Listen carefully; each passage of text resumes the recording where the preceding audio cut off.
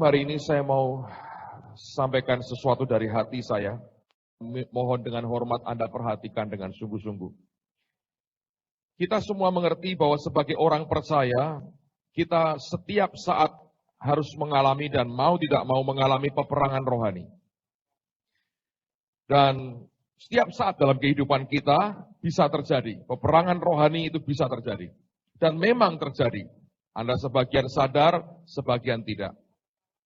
Tetapi ada kalanya gelombang serangan setan itu sedemikian intens sehingga berbeda dengan apa yang seringkali kita ini perhatikan atau kita dengar. Dan ini yang seringkali tidak disadari oleh orang Kristen. Kalau itu hal yang biasa dalam keseharian kita, maka biasanya kita punya kesanggupan untuk bisa menahan atau kita mengalahkan. Dan makin kita dewasa itu akan makin dengan cepat kita mendeteksi apa yang sedang kita hadapi. Tetapi ada waktunya di mana setan betul-betul mengerahkan kekuatan ekstra dengan tujuan untuk memberikan dampak kehancuran yang luar biasa kepada orang percaya dan kepada anak-anak Tuhan. Dan ini yang kita perlu waspadai. Saya berkata bahwa ini buat gereja, buat Anda pribadi, buat keluarga kita, buat kota ini, dan buat bangsa dan negara. Kira-kira hampir sebulan yang lalu ketika Ibu Elizabeth baru pulang dari Singapura, beliau telepon di gereja, Pak Ardian yang terima, dan beliau bersaksi apa yang beliau lihat dalam penglihatan. Dan beliau berkata bahwa dia diberitahu Tuhan begitu banyak kekuatan setan tiba-tiba turun dari atas menyerbu. Dan dia mulai memberikan warning kepada gereja-gereja apa yang sebetulnya sedang dan akan kita hadapi. Nah, saya percaya bahwa ini tidak ada pertentangan apapun dan bahkan memberikan akan dukungan dengan apa yang kita dengar dari hamba Tuhan Henry Jones kira-kira pada waktu yang hampir bersamaan. Beliau mengatakan bahwa kita sebagai gereja akan dibawa ke utara. Dan kalau Anda bawa Alkitab, mari buka dengan saya Ulangan pasal yang kedua sebagai dasar. Dan saya akan bicara lebih banyak soal peperangan rohani pada sore hari ini untuk memberikan kepada kita pengertian apa yang sedang terjadi pada hari-hari ini. Ulangan pasal yang kedua, lalu kita baca ayat yang pertama sampai dengan ayat yang ketiga saja. Ulangan pasal 2 ayat pertama sampai dengan ayat yang ketiga. Alkitab berkata, kemudian kita balik dan berangkat ke padang gurun ke arah laut Teberau, seperti yang difirmankan Tuhan kepadaku. Lama kita berjalan keliling pegunungan Seir, lalu berfirmanlah Tuhan kepadaku demikian. Telah cukup lamanya kamu berjalan keliling pegunungan ini. Beloklah sekarang ke utara. Ini perintah yang sepertinya biasa, tapi dengarkan di dalam perintah itu ada makna yang mungkin terselubung bagi banyak orang. Kenapa, saudara sekalian? Kata ke utara dalam bahasa Ibrani sebetulnya artinya menuju ke tempat yang gelap, yang tidak jelas, dan yang gerambiang, yang kabur. Itu artinya ke utara. Kalau kita berbaris, kita bergerak, dibawa masuk ke tempat yang gelap, yang tidak jelas, dan yang kabur. Saya berkata tempat itu berbahaya sekali. Karena orang tidak bisa mendeteksi dengan baik apa yang akan dihadapinya atau apa yang sedang akan dilewatinya. Kalau kita jalan, kita berkata bahwa penerangan merupakan hal yang penting. Anda naik motor, Anda naik mobil, Anda hidupkan akan lampu saudara. Paling tidak, kebanyakan orang berpikir begitu. Kalau saudara normal, Anda dalam kegelapan, nyalakan lampunya. Sebelum Anda kerja, hal yang pertama Anda buat nyalakan lampunya. Karena terang membuat mata kita melihat dengan jelas apa yang kita hadapi. Tetapi kalau kita dibawa ke tempat yang gelap, tidak menentu, yang kabur, yang gerambiang, itu daerah yang sangat berbahaya sekali. Karena kita tidak pernah mengerti apa yang akan kita hadapi waktu kita masuk ke sana. Nah, gereja Tuhan sedang dibawa ke tempat seperti itu. Nah, apa tujuannya? Ada maksud Tuhan di balik semuanya. Saya percaya ini berita sebetulnya bukan hanya berlaku buat gereja ini, tapi buat semua gereja di seluruh dunia. Allah sedang membawa kita ke tempat yang sebetulnya tidak kita inginkan secara manusia. Ingat ketika Yesus akan memulai pelayanannya dalam kemuliaan yang luar biasa, Roh Kudus Alkitab berkata membawa dia ke padang gurun. Tempat di mana setan itu ada, Ular kalajengking itu merupakan hal yang tiap hari dia lihat, tempat yang sangat berbahaya. Tapi di sanalah Allah sediakan kemenangan yang luar biasa. Sebab kalau Anda baca pada akhir perikop ini, lihat pada ayat yang ke-25. Tuhan berkata, pada hari ini aku mulai mendatangkan ke atas bangsa-bangsa di seluruh kolong langit keseganan dan ketakutan terhadap kamu, sehingga mereka menggigil dan gemetar karena engkau apabila mereka mendengar tentang kamu. Ini bukan hal yang main-main. Ujungnya kemuliaan yang luar biasa. Tapi Tuhan sengaja belokkan kita ke utara. Nah, dulu ketika mereka keluar dari Mesir, Tuhan berkata, jangan dilewatkan daerah orang Filistin. Nanti mereka kecewa, mereka kemudian tawar hati. Waktu mereka makin dewasa, waktu mereka makin dekat dengan tanah perjanjian, tidak ada jalan lain kecuali harus lewat utara. Dan itu tempat yang Alkitab berkata, gelap, tidak menentu, dan kaburnya luar biasa. Tempat ini cukup berbahaya, bahkan sangat berbahaya. Dan di utara orang berkata merupakan tempat di mana badai itu ada. Tapi gereja Tuhan mesti berani melewatinya. Karena itulah dia sediakan kemenangan di balik semuanya itu. Dan Allah pasti melengkapi kita sehingga kita keluar sebagai pemenang. Nah, tetapi kita sebagai umat Tuhan, Anda harus on alert. Anda harus dalam keadaan siap siaga menghadapi semuanya. Nah, saya mendorong Anda dengan jeli mengamati semua dan memperhatikan. Setiap kali ada hamba Tuhan datang, pesan yang disampaikan itu bukan khotbah biasa. Anda mesti berdoa, minta supaya bisa menangkap itu pesan, message-nya apa buat kita. Saya sebetulnya sudah mulai merasa ketika Maurice Cerullo datang di Semarang. Nah, semua kita mengerti, beliau hampir batal ke Semarang. Hari esoknya ketika saya antarkan ke airport, beliau tertawa berkata, saya sebetulnya kemarin hampir tidak mau datang ke Semarang. Kita tahu bahwa spare part pesawat terbang pribadinya rusak, dan itu bagian AC-nya, lalu kemudian dia harus ganti, dan untuk ganti itu bayarnya 100.000 US dollar, 1 miliar, satu spare part pesawat terbang. Lalu kemudian saya dengar bagaimana teman-teman Surabaya sepanjang hari dari jam 8 pagi sampai jam 6 sore doa peperangan rohani di airport Juanda. Mereka tidak ngerti kenapa mereka mesti tunggu 1 hari penuh sembahyang di sana. Dan di sana ada berbagai pernyataan Tuhan bahwa ini merupakan bagian dari upaya setan mencegah hambanya datang ke kota ini. Dan kita melakukan sesuatu yang unusual. Anda mengerti bahwa kita buat live lewat radio sehingga begitu banyak orang yang saya akhirnya tahu mereka mendengar berita ini.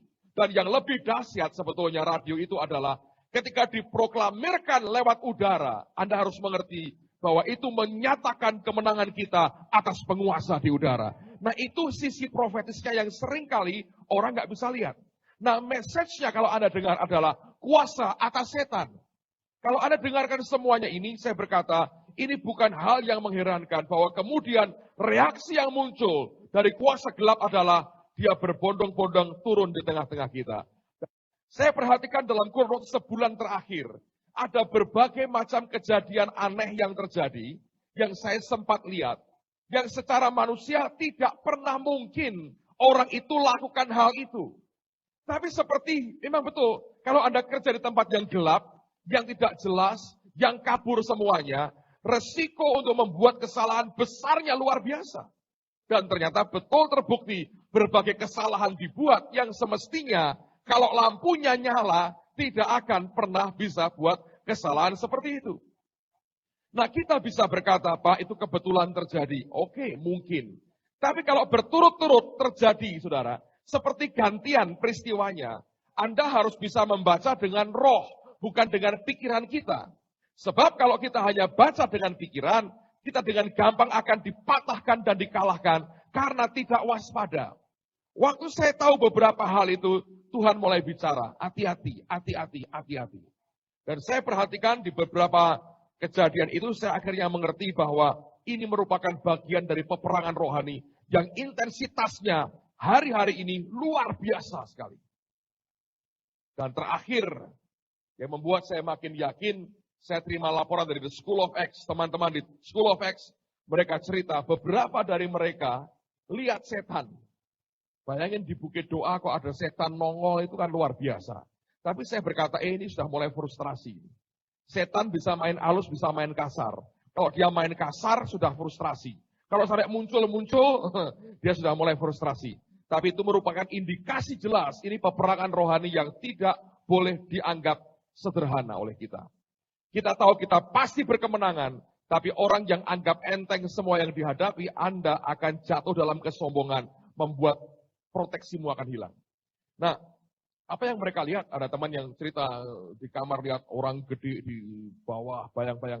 Ada satu orang lihat dengan kasat mata dalam waktu yang bersamaan, kepalanya itu orang, badannya ular. Yang begitu dilihat, saudara. Saya yakin Anda tidak ingin lihat yang begitu kan, saudara. Tidak perlu. Lihat dunia sudah terlalu banyak yang jelek. Jangan tambahi perbendaraan memori jelek kita. Saya mau tanya dengan saudara, siapa yang pernah lihat setan? Coba katakan. 1, 2. Siapa yang ingin peka sehingga selalu lihat setan? Pinter, saudara. Untuk apa delok setan dideloki, saudara? Tapi dengar ya, kita mesti bisa bereaksi dengan benar. Nah, apa yang harus kita buat dalam peperangan rohani seperti ini? Ya pasti Anda harus gunakan senjata peperanganmu. Pakai nama Yesus. Nah, saya ingin mengatakan begini ya. Belajarlah nengking setan, ngusir setan dalam nama Yesus. Kalau itu muncul, serangan itu muncul dalam hidupmu, saya nggak berkata harus bentuknya yang mengerikan-mengerikan yang orang pikir loh, saudara. Kemarin saya ngajarin anak-anak saya peperangan rohani sedikit.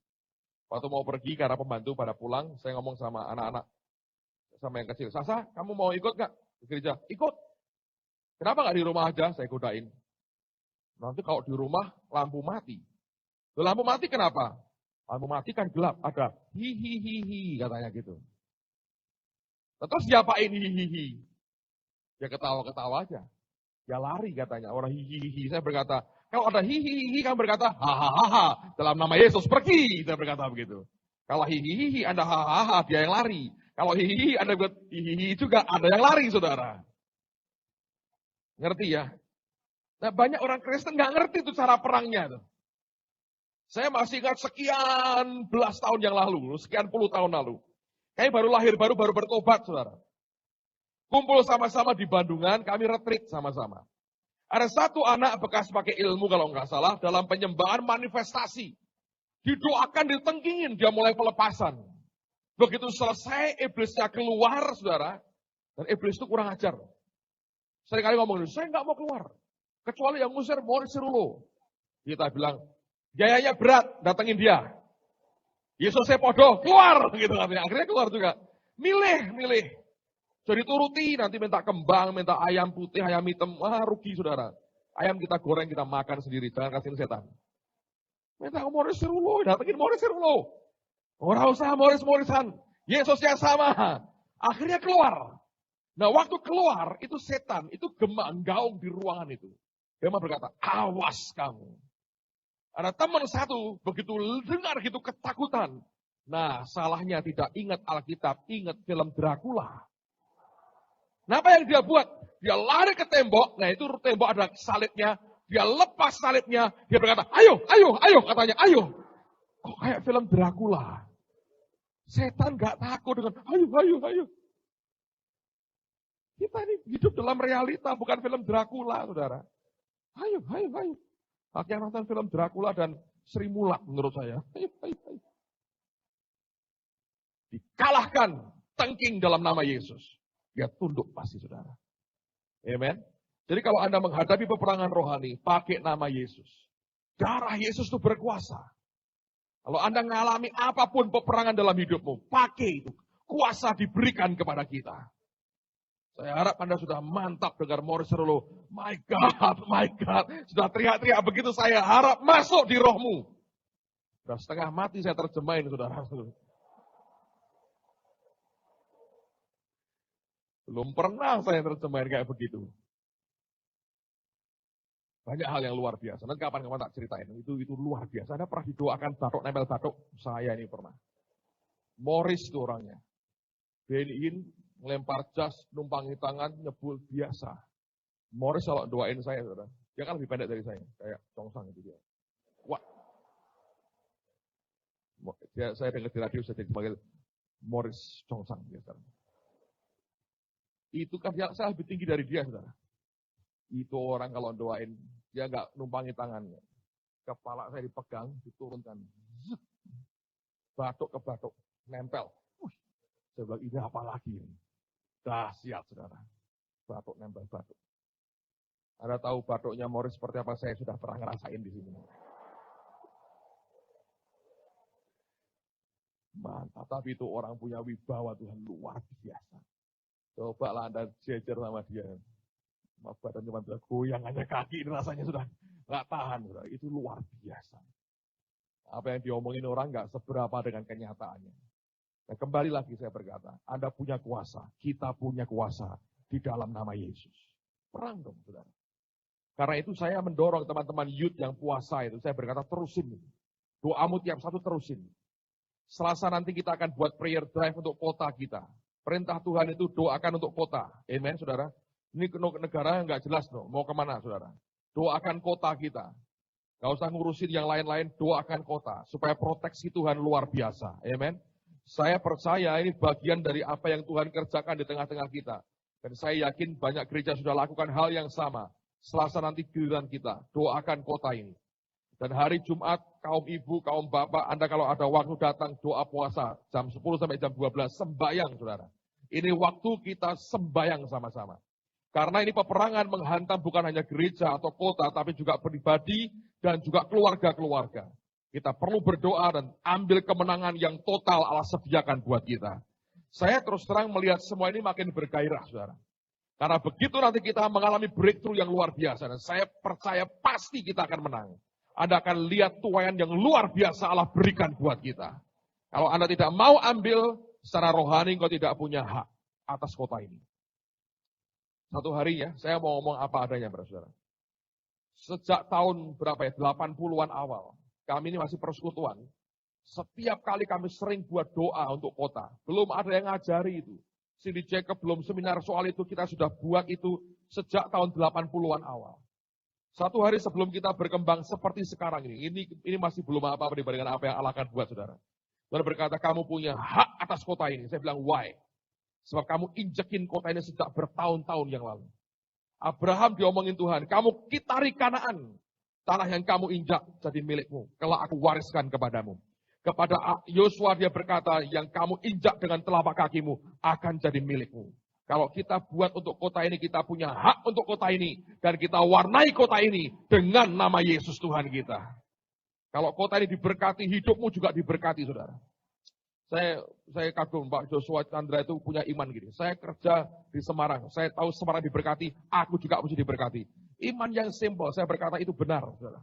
Kalau kota ini diberkati, Anda diberkati, dan kita semua diberkati. Amen. Alkitab berkata doa untuk kesejahteraan kota di mana kamu tinggal. Karena kesejahteraannya juga kesejahteraan kita. Dan saya berkata, saya dorong Anda ambil bagian dalam semua bagian. Ini waktu yang serius sekali. Dan tapi saya percaya karena Allah memberikan warning kepada kita. Saya percaya kita akan keluar sebagai pemenang. Bahkan lebih daripada pemenang. Tapi dengar saudara, itu kalau kita peperangan secara frontal, secara peperangan rohani. Tapi setan juga kerja dengan cara yang lain. Dan ini yang begitu halus, yang seringkali tidak diwaspadai orang Kristen. Yaitu dia menggunakan akan perilaku kedagingan kita, dan karakter kita yang belum mature, yang belum dewasa, dia manfaatkan. Nah saya mau ajak Anda study sedikit dari firman Tuhan, supaya membuka mata rohanimu. Coba buka dengan saya, Injil Matius pasal yang ke-8. Saya akan tunjukkan kepada Anda apa yang tertulis di sini. Matius pasal yang ke-8. Lihat pada ayat yang ke-28 mulai. Matius pasal 8 ayat 28.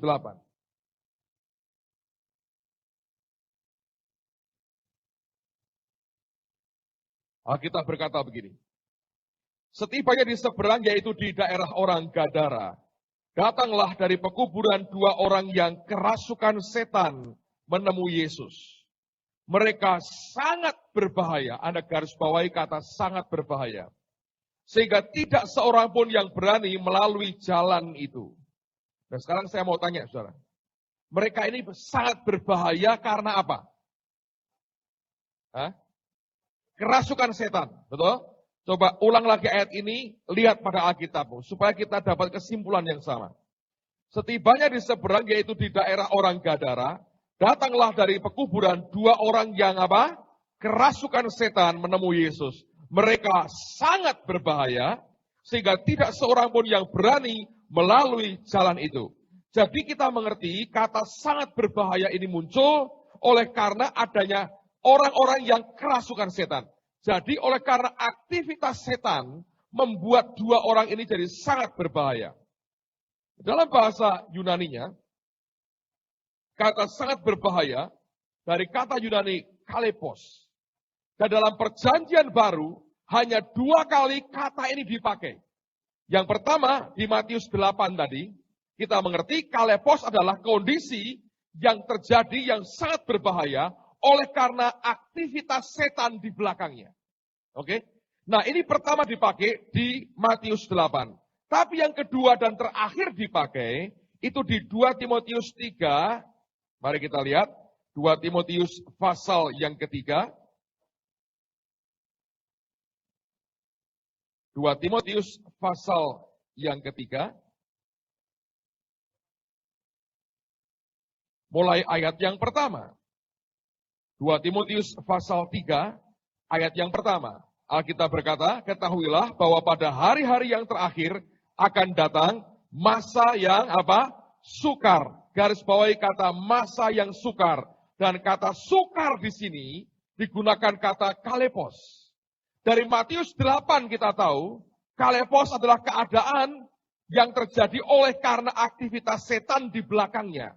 Nah, Paulus mengatakan kepada Timotius, bahwa pada hari-hari terakhir akan datang masa yang sukar, yaitu sesuatu kondisi yang disebabkan oleh karena kegiatan aktivitas setan di belakangnya.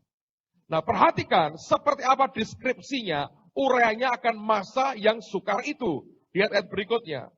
Manusia akan mencintai dirinya sendiri. Loh, ini bukan total daging tok loh saudara. Di belakangnya ada kegiatan setan ikut campur. Dan menjadi hamba uang. Mereka akan membual dan menyombongkan diri. Ini juga karena adanya pengaruh setan di belakangnya. Mereka akan menjadi penfitnah. Mereka akan berontak terhadap orang tua dan tidak tahu berterima kasih. Tidak memperdulikan agama. Tidak tahu mengasihi. Tidak mau berdamai. Suka menjelekkan orang. Tidak dapat mengekang diri. Garang. Lihat tadi yang kita doakan itu apa? Kan ini saudara. Tidak suka yang baik, suka mengkhianat, tidak berpikir panjang, berlagak tahu, lebih menuruti hawa nafsu daripada menuruti Allah. Secara lahiriah mereka menjalani ibadah mereka, daripada hakikatnya mereka memungkiri kekuatannya. Jauhilah mereka itu dan seterusnya. Nah, lihat bahwa ini merupakan bentuk watak tabiat manusia yang ternyata di belakangnya ada aktivitas setan yang ngomporin, yang memanaskan, yang membuat manusia melakukan hal-hal seperti ini. Dan ini yang kita perlu waspadai, karena itulah kita perlu minta Tuhan kuasai diriku dalam penguasaan diri yang dari Tuhan. Emosimu bisa dipancing, harga dirimu bisa dipancing, sehingga engkau bereaksi salah. Dan ketika engkau bereaksi salah, apa akibatnya? Anda akan bertindak salah di hadapan Allah dan jadi mangsa setan atau dimanfaatkan setan untuk melukai yang lain. Jadi ketika kita menghadapi peperangan rohani seperti ini, dengarkan saudara, yang paling kasar kita bisa perang dalam nama Yesus. Kalau itu muncul, itu nyerang begitu jelas, begitu gamblang, Anda bisa berkata, aku patahkan dalam nama Yesus. Tapi yang berbahaya, kalau itu masuk menyusup dalam hubungan kita dengan anak-anak Tuhan yang lain atau dengan orang lain. Oleh karena itu minta supaya damai sejahtera Allah itu membentengi pikiran dan hati kita. Dan minta supaya Allah memberikan penguasaan diri kepada kita. Jangan gampang meledak amarahmu. Apapun yang masuk menghantam engkau, begitu sudah mulai naik emosimu, hati-hati, ingatkan dirimu. Jangan mau dikecoh oleh setan. Jangan bertindak bodoh yang dimana Allah tidak menghendaki, tapi iblis menghendaki engkau bertindak seperti itu. Ini bagian dari peperangan rohani, saudara. Pernah nggak dalam hidupmu hari-hari ini, engkau ngalami, sepertinya orang kalau ngomong sama aku kok nyelekit semua ya. Ngomongannya nggak enak, semua serba nggak enak. Jangan bereaksi berlebihan. Belajar diam, saudara. Belajar kuasai diri. Katakan Tuhan, cabut ini perkataan yang tidak bukan dari Tuhan. Dan mulai berkata, aku mau katakan yang positif. Jangan bereaksi. Nanti kau diadu, saudara. Kalau kita sampai diadu, dalam keluarga, dalam MK, dalam tetangga, dengan siapapun kau diadu, berantem. Kekuatan kita habis. Berantem dengan teman sendiri itu paling menghabiskan energi. Dan setan tahu itu. Coba lihat dalam 2 Korintus pasal yang kedua. Apa yang kemudian Paulus katakan di sini. 2 Korintus pasal yang kedua. Lihat pada ayat yang ke-5 mulai. 2 Korintus 2 ayat yang ke-5. Tetapi jika ada orang yang menyebabkan kesedihan, maka bukan hatiku yang disedihkannya, melainkan hati kamu sekalian. Atau sekurang-kurangnya supaya jangan aku melebih-lebihkan hati beberapa orang di antara kamu. Bagi orang yang demikian, sudahlah cukup teguran dari sebagian besar dari kamu. Sehingga kamu sebaliknya harus mengampuni dan menghibur dia, supaya ia jangan binasa oleh kesedihan yang terlampau berat. Sebab itu aku menasihatkan kamu, supaya kamu bersungguh-sungguh mengasihani dia. Sebab justru itulah maksudnya aku menulis surat kepada kamu, yaitu untuk menguji kamu, apakah kamu taat dalam segala sesuatu. Sebab barang siapa yang kamu ampuni kesalahannya, aku mengampuninya juga. Sebab jika aku mengampuni, seandainya ada yang harus kuampuni, maka hal itu kubuat oleh karena kamu di dalam Kristus. Supaya, perhatikan, iblis jangan beroleh keuntungan atas kita, sebab kita tahu apa maksudnya. Kemarahan, kejengkelan, berontak di hati, meledak dalam batin, tidak mau mengampuni orang lain. Paulus berkata, kalau engkau buat itu, iblis akan beroleh keuntungan. Dia akan masuk ke dalam, dan dia mulai adu kita. Rumah tangga kalau sudah mulai panas, meledak, boom, nggak ada enaknya. Makanya belajar saling menjaga, saudara. Nah, dengar ya, saudara. Tentara Tuhan itu luar biasa. Baca di suratnya Paulus, bagaimana hebatnya pakaian mereka. Cuman lemahnya satu, bagian punggungnya tidak ada proteksinya. Dan yang bisa memproteksi punggung itu siapa? Sesama tentara Tuhan. Jadi mesti jagai punggung temanmu. Amen.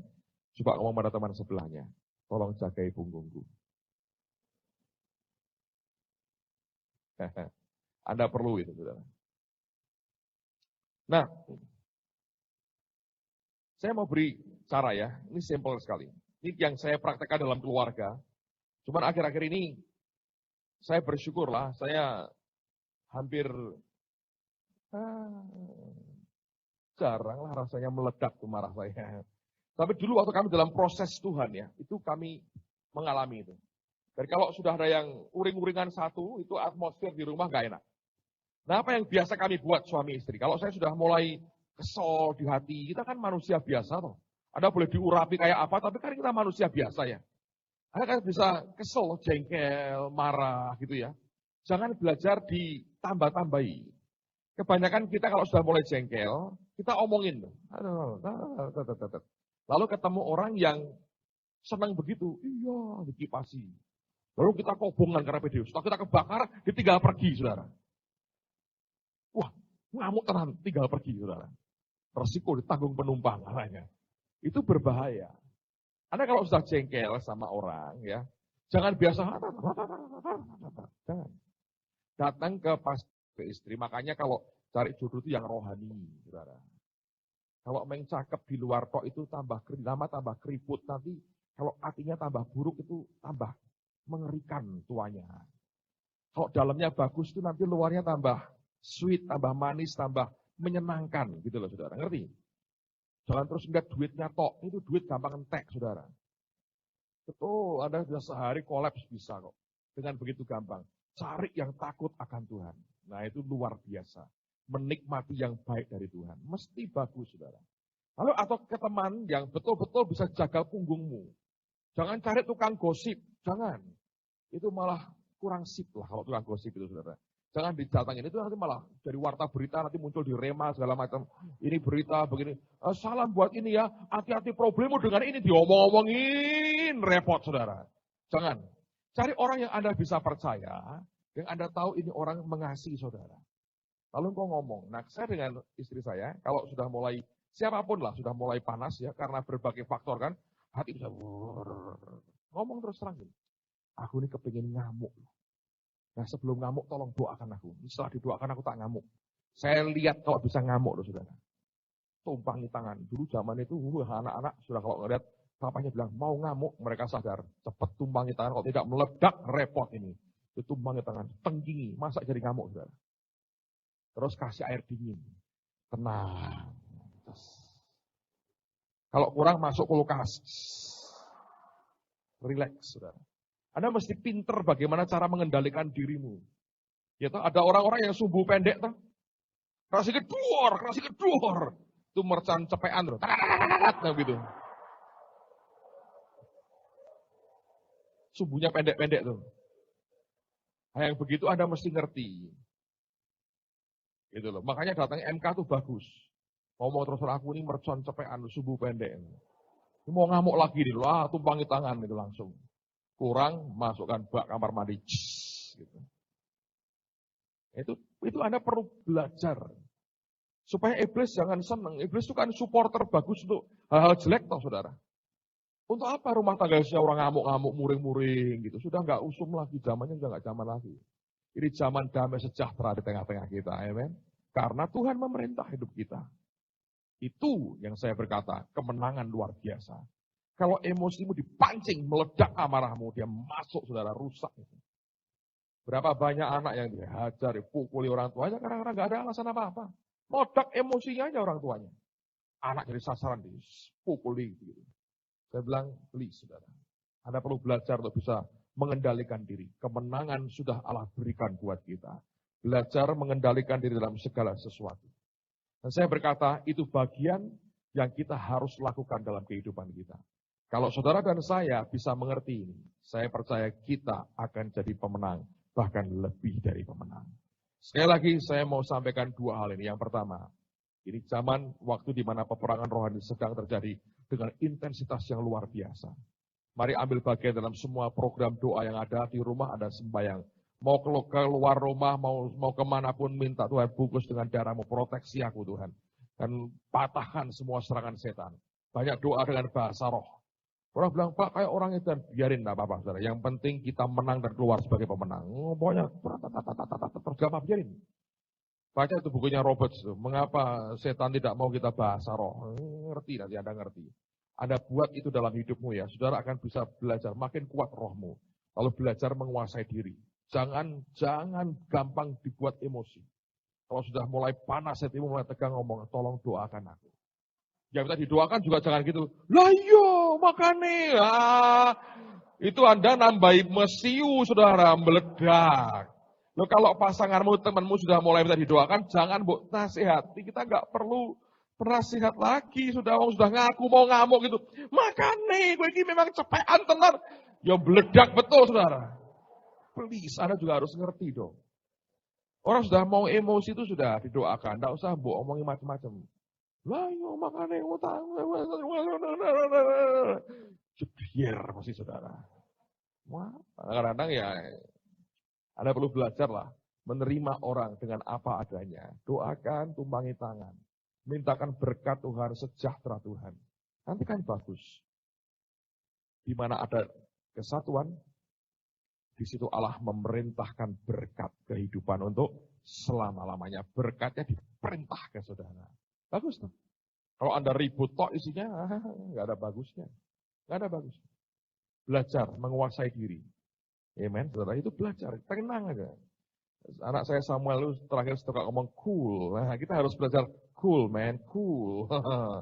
Jangan terlalu hot, cepean, ratatatatatatat. Belajar untuk cool, saudara. Amen. Dia bangga dia punya sepatu biru, cool nggak Pak? Cool, saya berkata. Kita mesti cool, saudara, relax. Orang yang berpengertian, berkepala dingin. Bahasa Inggrisnya cool spirit. Amen. Adem. Nggak usah ribut. Kenapa diributin? Banyak hal yang masih luar biasa. di depan kita. Amen. Dan kita tahu ujungnya Tuhan berikan kemenangan yang luar biasa buat kita. Mari berdiri sama-sama. Haleluya. Bukankah kita punya Allah yang luar biasa dan Allah yang baik? Saya percaya Allah yang baik memberikan kemenangan kepada kita. Thank you, Father God. Thank you, Father God. Thank you, Father God. Thank you, Father God. Mari berikan pujian kepada Tuhan. Berikan lagu kemenangan. Whatever. Siapa yang percaya kita lebih dari pemenang? Angkat tanganmu. Mari katakan di dalam nama Yesus, aku lebih dari pemenang. Di dalam nama Yesus, aku tahu bagaimana menggunakan senjata rohani. Di dalam nama Yesus, aku percaya ada roh penguasaan diri dalam diriku. Aku percaya damai Tuhan yang melampaui akal dan pikiranku, memerintah hati dan pikiranku di dalam Kristus Yesus. Aku pemenang, lebih dari pemenang, lebih dari pemenang, lebih dari pemenang. Ya.